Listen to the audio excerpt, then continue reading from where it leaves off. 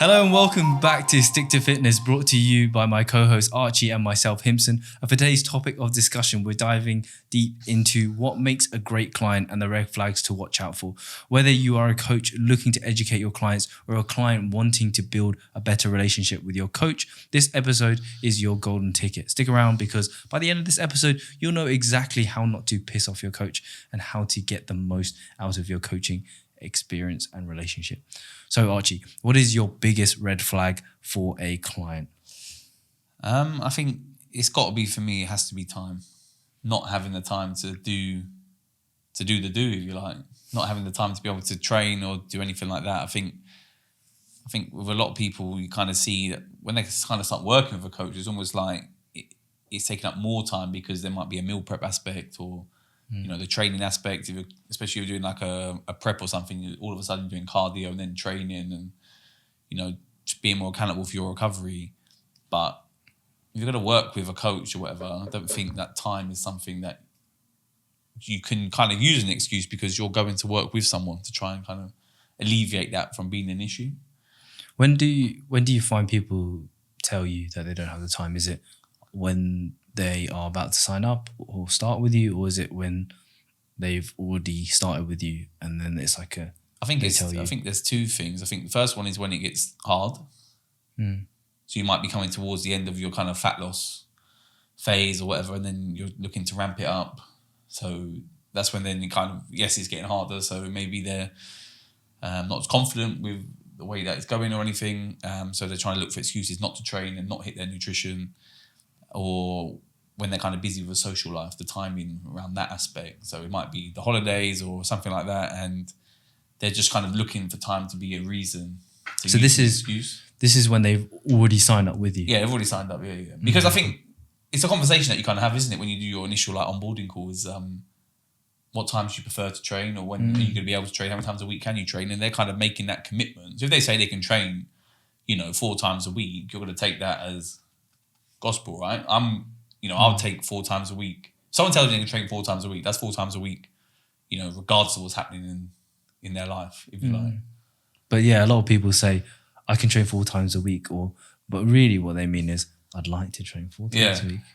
And that throws a spanner in the works because you may be creating a plan which is 4 days of training, but then that person is only doing 2 days. It's like, if you just told me, I would have created you a 2-day plan. 2-day plan, But I don't think anyone kind of wants to say, in an ideal world, we just all train once a week and be like, achieve our fitness goals just training once a week, isn't it? But yeah, it kind of doesn't work like that. Yeah. I mean, time is one of those things where I definitely feel like it gets overplayed a lot, and you have to learn how to create time for yourself to do this thing, because a lot of times people say that they don't have time to do to get the result, to do the training, to do the nutrition, but they stop doing things when they don't have the time. But they need to learn how to do it when they don't have the time. I think that's a big thing, is if you can learn how to do it when you don't have the time, when you do have the time, it's going to be easy. So you're going to be able to still continue to do it. You do get a real when you are busy and you're still like hitting all your fitness goals and things like that. There's a real more sense of like satisfaction that comes with that. I was talking to my friend about this the other day, and he's like trying to do he's doing like a fat loss phase. And I said, I was getting McDonald's to watch, was going home to get McDonald's and watch telly or whatever. And I said, does that not make you feel better? The fact that I'm telling you this is what I'm doing, and you're going to be sticking to your plan and doing whatever. And he kind of said no. But for me, when I'm, in a fat loss phase or whatever, I love hearing when other people are like going out and doing whatever. And I'm like, no, I'm not doing that because my goals are more important and like all that sort of stuff. But I think, if you look at some of the top people in the world who find training important, Mr. Beast was talking about it the other day on his podcast with Stephen Bartlett, where he was saying, yes, he's very busy, but he will still try his best to find time to train. So if someone who's like, every day traveling and doing things like that and still making it a priority to train, you doing your 9 to 5 kind of job and, having that excuse of, I haven't got time to train or meal prep and things like that, because you're just looking for an excuse. It's either you don't want it bad enough, or you're not really invested in kind of what your goals are. So I think everyone always feels like they are the only person dealing with certain things, right? So it's like that poor me, isn't it? Yeah, it's like you make yourself feel so special, but in a negative way, to be like, I'm this special case. I can't physically do this because of X, Y, Z. And then when somebody else similar to you does it, oh, because he's like this. Oh, she's like that. They're on steroids. Yeah, do you know what I mean? And then this is like a negative way of thinking of it, because then you're making yourself feel like this special case that I can't be solved. It's like saying, oh, I've got cancer, but I can't be healed, It's like so many other people have also had cancer, and they, but no, mine's special, mine's different to everybody else's. But when you make yourself feel a bit less special about it, and okay, shit, this person's doing it as well.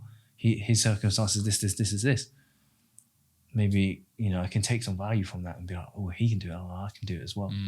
And I think that's massive. For me, I think one of the biggest red flags is, on sales calls, when you're having with someone and it's somebody that just can't say no. So I make a big effort to literally say, like, you don't have to sign up with me if you don't want to. And if you can't afford it or whatever, right? And it's okay to say no. I will still be able to eat dinner tomorrow if you don't sign up. So I make that very clear in the beginning. Yet at the end of it, people will still say yes and then proceed to block you or ghost you. Yeah. Like, for me, that's a massive red flag. That's just like, weird behaviour, though. Trust me, man, loads of people do it. Really? You'd be absolutely surprised how many people do it. As soon as they find out the price, isn't it? No, it's like, so you go through the whole sales call, you give them, like, this is the price of the thing, and then afterwards they, like, there's some people that they just be like, yeah, cool, and then nothing after. It's weird that they'd give up like that 20 minutes or whatever. But like, why would you even bother? Why say yes when you obviously are going to say no? Yeah, you went into that call knowing that you weren't. Not even that. Okay, maybe it came to the price and you realize that it's a little bit too expensive, which is completely fine. But just be honest that it's too expensive. Yeah, because you do discounts, bro. No, I don't. But it's literally just because the way I see it is, it's fine that you want to do that, but for me, it's going to come down to if I've given you the opportunity to say no, and you still can't do that, that means you have a very big difficulty with saying no to probably multiple different things. To food. Right? And it's not like, if this is one thing that you're saying no to, there's so many other things. And this is probably why you're not able to get in shape in the first place. Yeah, I guess money is a factor as well, isn't it? When it comes to like, it's like a yellow flag, if you like. Because I mean, money's fine. Like, I get that people can't afford it. But at the same time, it's like, especially, I think it's more so when you know the person, when you're familiar with, like, not their outgoings, but you're familiar with like their social patterns, if you like, where it's like, it's anywhere between 150, 200 pounds a month for coaching that they say they want because they're not happy with how they're looking or anything like that. Then you tell them, like, okay, well, this is, kind of what I offer and whatever, and they say it's too expensive. But we'll easily spend more than that a month on going out, takeaways, like recreational drugs or like anything. And it's just like, well, you would have probably been up, but you would have probably saved money because you've done way more than like 500 quid this month on, going out and drinking and doing whatever. And you're still unhappy. So you could have been in a better place mentally by paying £200 and saved potentially like £300. So really, you would have been up. Like, I know for me, when I go on a diet, I save so much money because I'm not eating out all the time. We eating bare grenade bars. No, I've stopped grenade bars. I've not seen me ordering for ages. I'm on yogurts now. Yogurts. Same amount of protein, less fat, same carbs. What yogurt? Half the price. Just them Arla ones, man. Team Arla. I don't care about any of this stuff that's going on with the milk. Okay. Same price. Well, half the price. So you're getting 40 grams of protein for the same price as one grenade bar, man. I'm boycotting grenade bars unless it's like an emergency. Yeah. But no, I think, when, you talk about money and things like that, it's a difficult one because obviously everyone's situation is different. But, if people actually make, lifestyle changes whilst under coaching and stuff, they end up actually like saving money because, you're not spending as much because you're trying to achieve your goals. Yeah, I've never had someone that has not signed up like end up in a better position. Exactly, that's what I mean. Like if you like somebody who doesn't sign up with me, maybe I'll click onto their profile like 2, 3, 4 years later, whatever, a couple months later, they're in the same place as where they were. Yeah, exactly. And it's like, it just depends on how much that pain is to them, right? So maybe they want to get in shape, maybe they only want to get in shape a little bit. And if that's the case, then they don't want to put in that invested amount of money, which I can understand as well. But for me, like, I'm fine with the whole money situation. The main thing is like just say that you don't want it. Yeah, just say no. Because literally. if you can't say no and it's from you feel pressured to say yes, and it's gonna be the same when it comes to nutrition. If someone offers you, hey, you fancy going out for a beer? Yes, even though you don't want to drink. It's like, come on. Yeah, even though you've never drank in your life. Yeah. You want a cigarette? Yeah. You can't say no. But I guess that's where, the peer pressure is real. But there has to be some level of like accountability. Come on, you got to say like, hang on a second. Like, but I think that's when, if you are paying for it though, it does make a difference. Yeah. Because that's why I think it's important that you do have a coach, because you're being held accountable for something, and at the end of the day, you're paying money for it. So if you're paying for a coaching service, then still going out and doing whatever, in the back of your mind, sure, you'd be like, well, it's just a waste of money, isn't it? Whereas if you're paying for it, and you tell yourself like, no, like, I'm paying for this, like, and this is what I want at the end of it.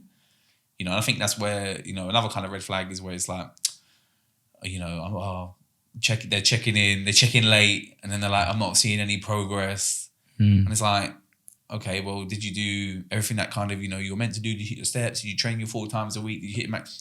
Yeah, no, I didn't do that. So if you look at it like over like a 3-month period, so let's just say 12 weeks, 4 or 5 of those weeks, you've not been accurate with, what I've asked you to do.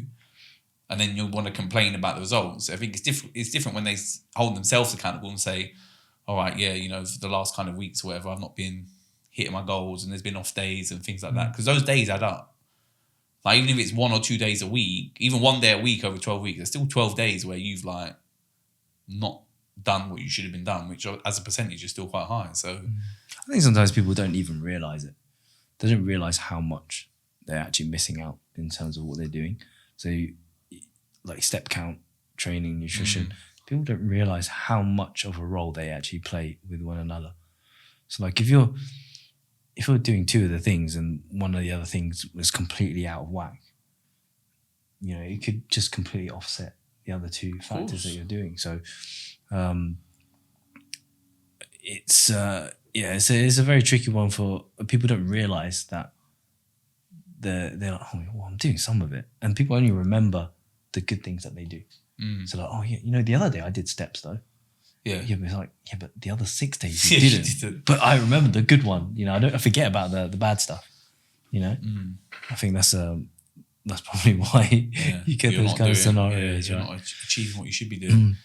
What do you think about? I guess I always look at it as like funny in terms of like a red flag, whatever. Like when clients are always tagging their coaches in like every Instagram story ever made. Yeah, I don't mind it. You don't mind it? No. I just feel like that's like you're hiding something. Yeah? Yeah, you're trying to like show me that like, you're doing what you should be doing. And so that makes me think like, are you really doing what you should be doing? You're trying to like just put it in my face all the time. I don't mind it. It's extra accountability, right? If they want to do that, they can do that. Do you repost it? Sometimes. I love it when a coach reposts it and like criticises the form. Public criticism. Yes, public criticism. Public shaming. This is terrible. No, could probably go a little bit deeper here though, on like your squat or something. Yeah. That's hilarious. No, that's cool. That's good. I wouldn't do that. No, you wouldn't do that. No. You just message him privately and say, "This is not very good. Can you not tag me?" I was like, just do this. I wouldn't say don't tag me. Just do this. Yeah. But also, I try not to repost too much because people would follow you for you, right? So they don't want to just see like a whole collection of reposted stories. Yeah, it's true. Like if I follow someone and they've just reposted all their clients. I'm like, I don't give a fuck about you. I care about you. Yeah. Like, I'm following you for you, right? Not you. Yeah, I just think if you're tagging your coach all the time, you don't like it, you're not a fan of it. I think you're hiding something. Oh yeah. So clients don't tag him, man. Yeah. I'm okay in everything, like literally, like everything. Go to the toilet. Yeah, like everything. You're tagging your coach in everything that you're doing. And then, like I said, it gets to the point where like these coaches just reposting all their clients and stuff. And I get it from a point of view where it's like, okay, you want to promote your clients doing well and this and the other, but you might need to have a deeper, meaningful conversation with them because they're hiding something, man. I feel like some clients they respect the coach a lot, so they're like, you know, I want to. Because some people they'll sign up, but they want to be part of that community. You know what I mean? Like, yeah, but I think that's like another. I think that's like another. You know, you said with AJ, you're like, oh yeah, when he posted my result or something like that, you're like, yes. Yeah, but I was younger then. Yeah, but I think sometimes it's a little bit like that. But he posted it though.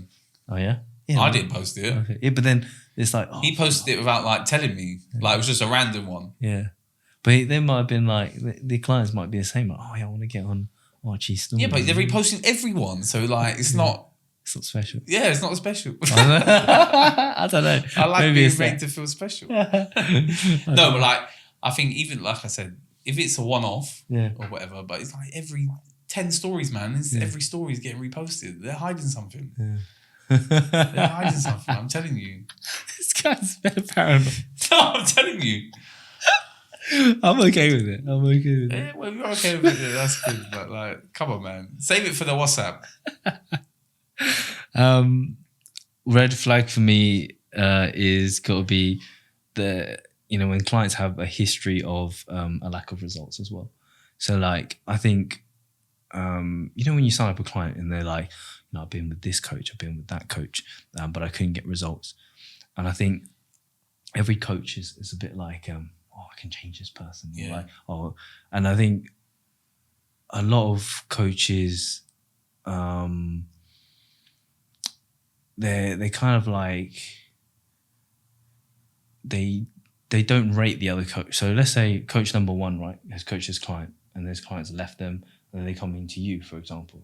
Straight away that coach, the second coach, is going to judge the first coach. He's like, I couldn't get a result with this guy. Like, what's going on kind of thing. He must be a shit coach. When really that should be your red flag to go like, this client couldn't get a result with this coach, coach and this coach.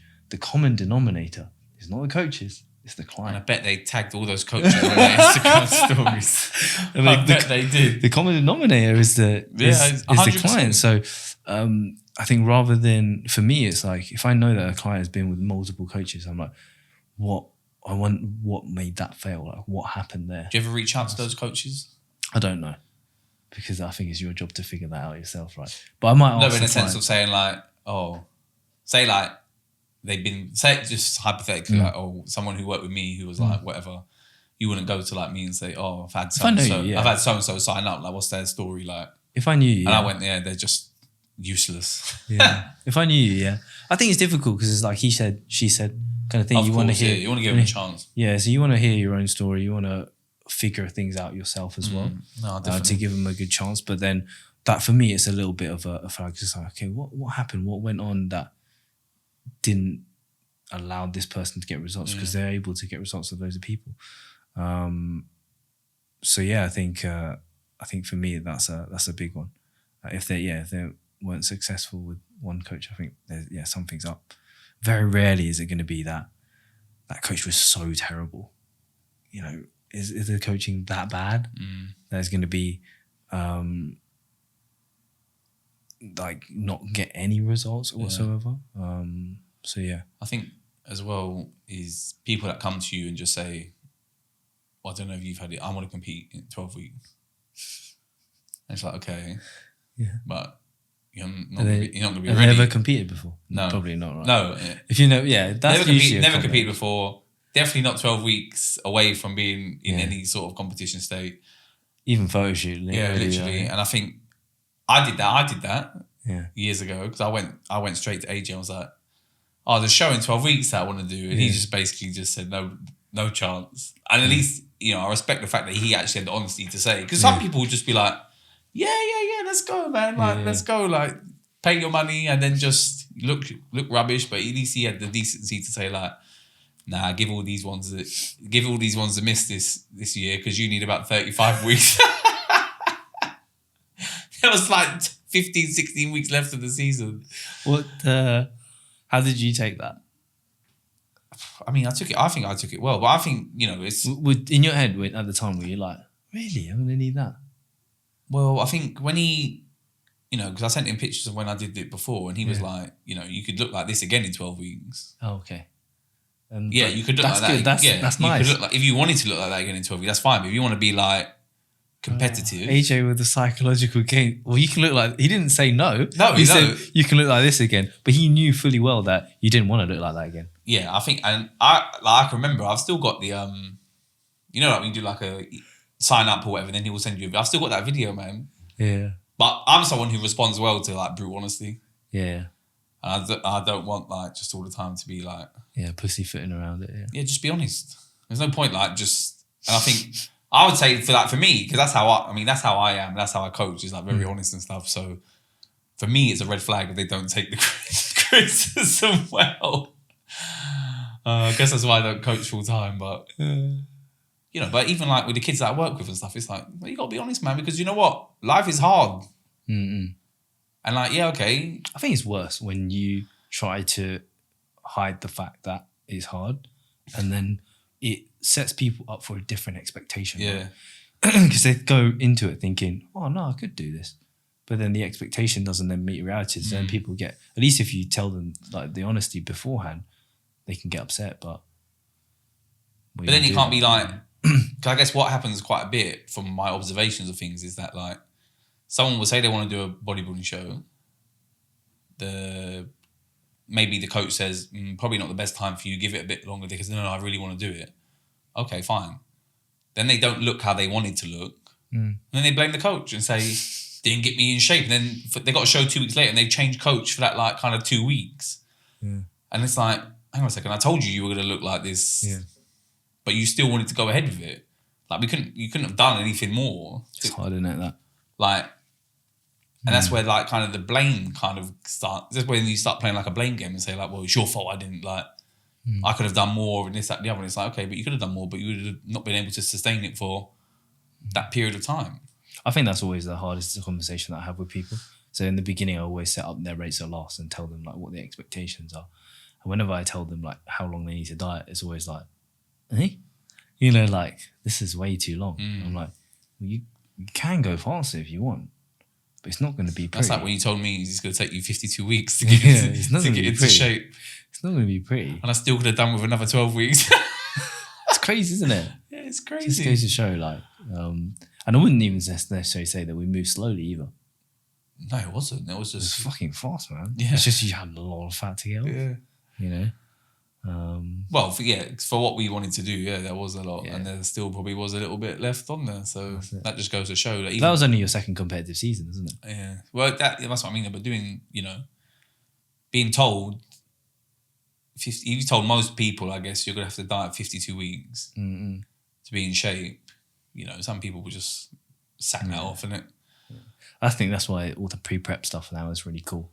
It's like it gives you a bit of time to say, okay, I need to be a certain weight beforehand. But even that, though, is that just a psychological thing? Because I think it's like you do the diet, and then so you say, right, we need to get to 20. We need to get to, say, you're 120 kilos. We need to get to 100 kilos before we start prep. Yeah. So you lose your 20 kilos. You have like 4 weeks at maintenance and you diet again anyway. No, but it could be a lot longer, right? It doesn't necessarily have to be like 4 weeks at maintenance. It could be a bit longer. So like you do a little bit of a pre-prep and gets you a little bit closer towards your goal, so then you don't have to do 52 weeks. Well, you still have to do 52 weeks. Yeah, but you've still done it though. But it's just how you frame it. It's spread out like across the board, right? It's not like still 52 weeks straight, but it depends on how you wish to survive, right? Yeah. I mean, we did 54. That was a good run. Crazy, right? But yeah, not every single week is like everyone always thinks 52 weeks, but it's like not every single week is like brutal. Nah, like the first fucking 20 weeks is like, am I even in fat phase? You just have to think about it a little bit more. I'm still trying to get back into it, so I think that's what the pre-prep kind of skips, right? Yeah, I guess it creates that. It's like getting you into that position that you can be like, hey, when I'm starting my diet, now I'm actually losing fat like rapidly, right? Which is something that I like. I think one big flag for me is when clients don't really trust you. So I get that, they're kind of like constantly questioning what you're telling them to do, and they do something else. So I get that maybe if you're working for somebody or you are working for a company or, you're doing PT and clients get given to you, I can understand that, yeah, you got to earn that trust with that individual. But when you are a sole person and the client comes and they're like, they reached out organically, but they don't really believe what you're saying, I think that's a massive red flag. It's like, why? What's the point in signing up if you don't really trust that person? What, so you're saying after they've just like properly signed up, like they've been onboarded? Yeah, and it's like, why? What's the, like, after a few weeks, they're like, oh, it's not really working. This is not, and I'm gonna do my own thing. Kind of like, almost like I've been doing this. They tell you that, oh, I've been doing this, and it's like, but you paid this person to help you. Why are you now doing your own thing? Like the reason why you're in the shape that you're in is because you've been doing your own thing. Why are you go back to doing that? You know what the outcome's going to be. It's going to be the same place. That's a difficult one, isn't it? I don't understand it. I just don't really understand that for me. Yeah. Yeah, it's interesting. But it happens. Like a lot of people do that. They're like asking you advice, and then it's like, okay, look, I think you should do this in terms of your training, and then you give them the training program. It's like, yeah, I've not really been following your training program. I've been doing this. It's like, yeah, why are you bothering then? Yeah, what is the point? Yes, it's a good point. I think you have to trust in your coach. Obviously, yeah, if you're, like I said, if you work for a company, clients are coming, they don't know you for shit, then yeah, you probably do need to earn that trust and you need to spend the time. But if someone's coming in organically, they should know what you're about. They should be listening to your shit, reading your posts, understanding, how you kind of work. So then it doesn't make sense for them to sign up with you if they're not really going to be. They're just going to do their own thing anyway. Yeah. But yeah, for me, that's a big red flag. I don't know if you ever experienced that. I've not experienced that, no, personally, no. Or people just listen. They're like, yeah. We do as they're told, mate. I think one for me is like clients that kind of want to be like your friend. Does that make sense? Yeah. You don't like it? The red flag? I think it kind of blurs the lines. Oh yeah? I'm okay with that. I like it. Look at us. Hang on.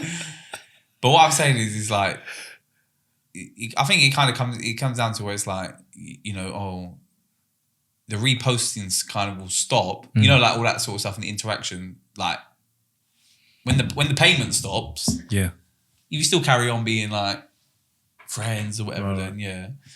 But as soon as the payment stops, if then like, the client's still like not hanging, but I guess it depends what you're in it for, isn't it? I guess if you're the coach, I guess that's where you kind of need to have like a boundary, isn't it? And be like, well, yeah, okay, like, yeah, it was cool coaching you, but, I don't want to be your friend. Like, that makes sense. I don't mind it, if I'm honest.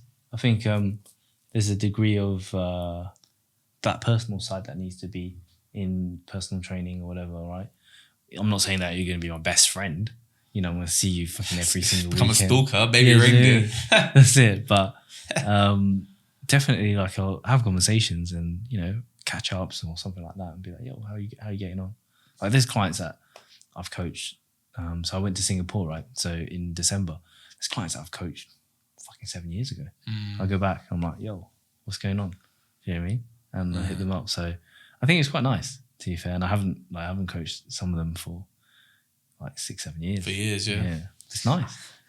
Especially when you've been working for someone for such a long time. I think it's different if it's like a short, like, oh, I'll work with you for 12 weeks. You didn't really necessarily develop. Yeah, but I think some clients are looking at coaches thinking, oh, I just want to be friends. I want to be friends with you, so let me pay you for coaching. Like, but that's a big reason why people get coaching now. I feel like people are drawn to you as a person, your personality. They feel like I could be friends with this person.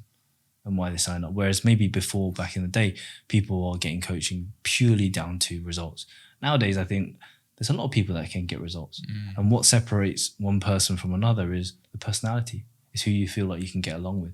And if you can get along with that person, then, I guess that's where it kind of comes down, right? True.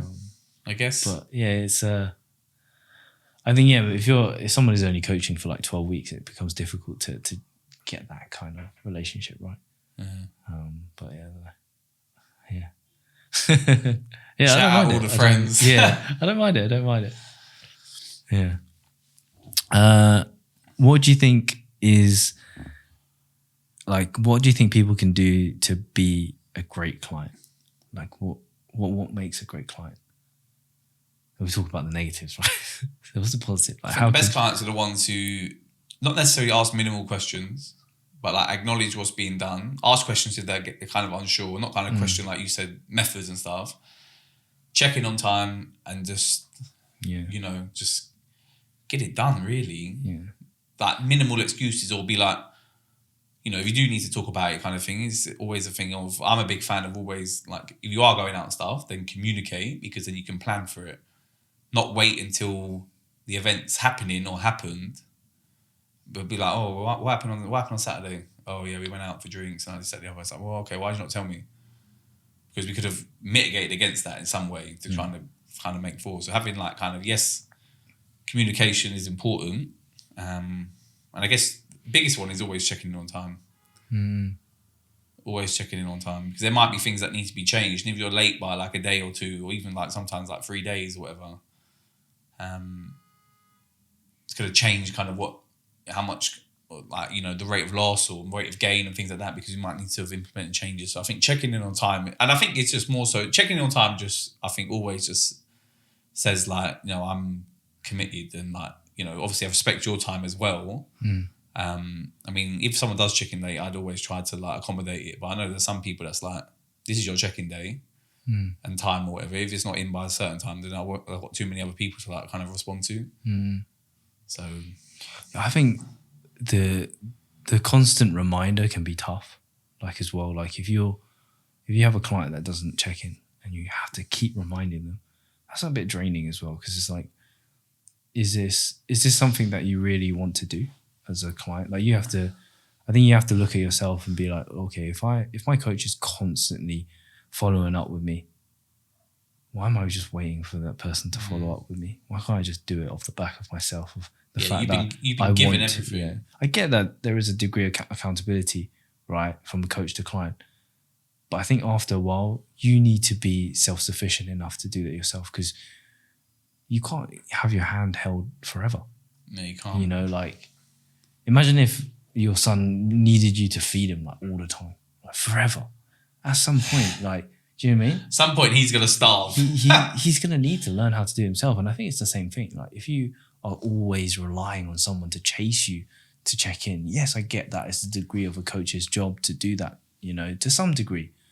But I think after a while, if it's going on for 52 weeks, a year, every week you have to fucking get told to like, hey, have you sent your check-in? I think you got to have a hard look at yourself and think, is this really something that I want to do? No, definitely. There's definitely that thing where it's like, how much should the coach do? There are some people that's like, I'm telling you, this is when you're checking in. If you don't do it, not going to chase you. You just miss your check-in. And it's that simple. I guess that's on like a kind of a coaching styles and things like that. But if you're going to miss the check-in, then that's on you at the end of the day. You got to figure out why someone wants to miss it as well. Like, why is that person missing it constantly? Is it because they feel like they've been tagged me on Instagram every day this week that they're training, but they've missed their check-in? Yeah, but it could be the client, the coach as well, right? It doesn't have to be the client. Like maybe the check-in process is long. Like I've done some like business mentoring where that check-in form I didn't check in because of shit. Oh, okay. It's fucking crap, man. Like it'd probably take you 30 minutes to do it, and then when the coach actually looks at it, they do nothing with that information. Yeah. What were you doing with that information? And then that's when people don't see value in that check-in. So I think before looking at, let's say if a client is doing it consistently, like have that conversation with them to say, you're supposed to be checking it. I follow up with you every week, but why are you not doing it on time? Is there an issue with the check-in process? Is there something you dislike? Because then you can figure out what that is. Maybe they're just like, hey, it's long, man. Yeah. I don't like doing it this way. Maybe we can find a different format for you to do it, right? That makes it easier for you to do it. But yeah, like for me, I didn't do it because it was shit. Like for me, that form was ridiculous.